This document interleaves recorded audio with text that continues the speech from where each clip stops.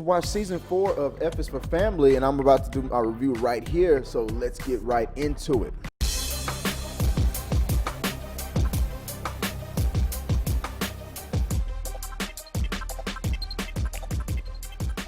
So F is for Family season 4 just dropped on Netflix. It was brought to you by Bill Burr and Michael Price, the friend of the show right here. And I have to say, this was one of the most darkest season that they've ever done yet, where season 1, 2, and 3 was a very strong comedy that had a little drama, some action scenarios in there woven in every now and then, a little bit of adventure, some inner turmoil that the family and other characters had to reconcile and adjust and atone with. But this season went to a more familiar, darker than comedy route.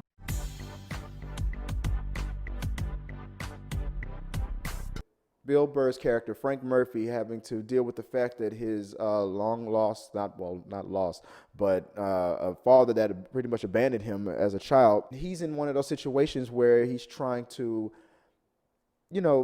play the now that I'm older, I'm a lot wiser, and I'm nothing like Frank has probably described me.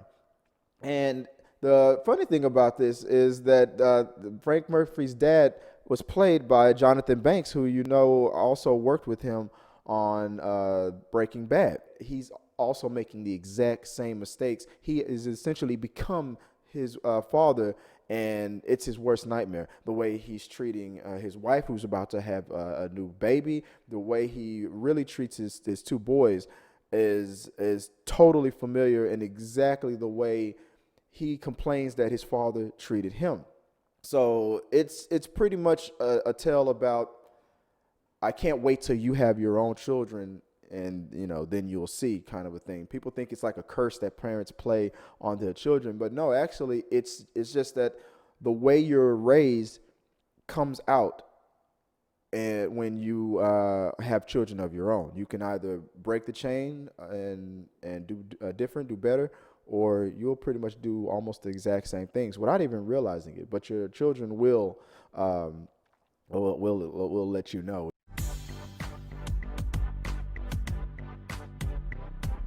Sue Murphy, she is afraid that Frank is not acting mature enough this time around. He's so focused on trying to be better than his own father and doing better for this child before it's born than he did with his first three.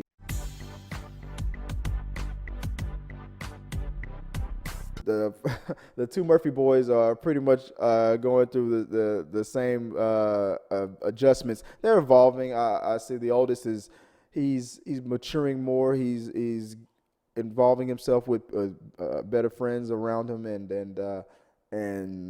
and acknowledging that maybe he needs to change his habits. And he's pretty much, you can tell he's growing into the man that he needs to be. He's trying harder. He's doing better. It was a little softer focus on the oldest. On Bill Murphy, it's him seeing his grandfather for the first time and how he acts with his dad. It's just too close to home and how he's been treated. So with him being so sensitive, well, actually with both boys being so sensitive, they take on new activities to channel their anger, to channel what their emotions and their feelings, and they become a little stronger willed and a little more confident stepping into the world on their own, because they have that reflection to see. Your dad is not this big giant scary yelling monster. Eventually he might become this old little feeble little man, which they saw clearly when Frank and his father stood side by side for the first time, and Frank had about a good foot over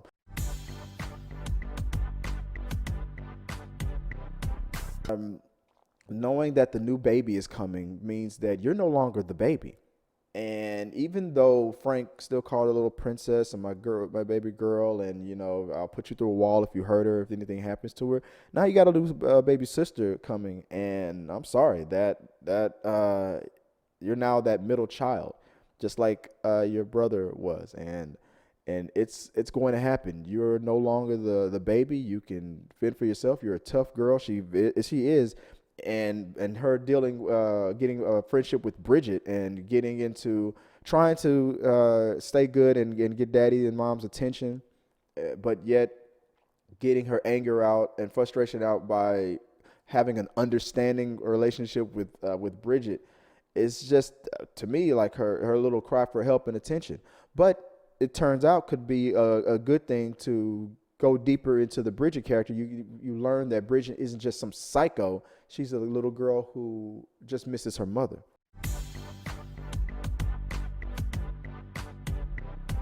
Rosie running for alderman, and they didn't disappoint with that. That to me was the best side story that they've ever done in this show. I found myself more interested in what was going on with that than anything else that was going on. Even though the Murphys and everything that's going on with Frank and his father, to me, was the main story and was the meat and the potatoes.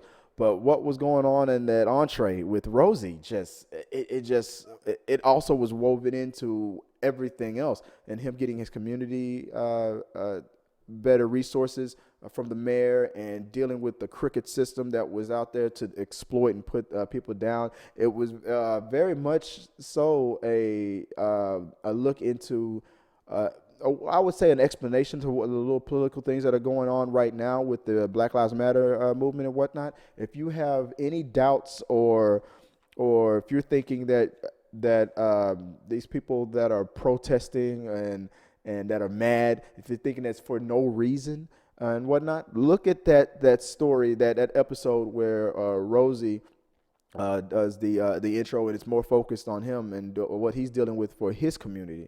This was probably my third favorite.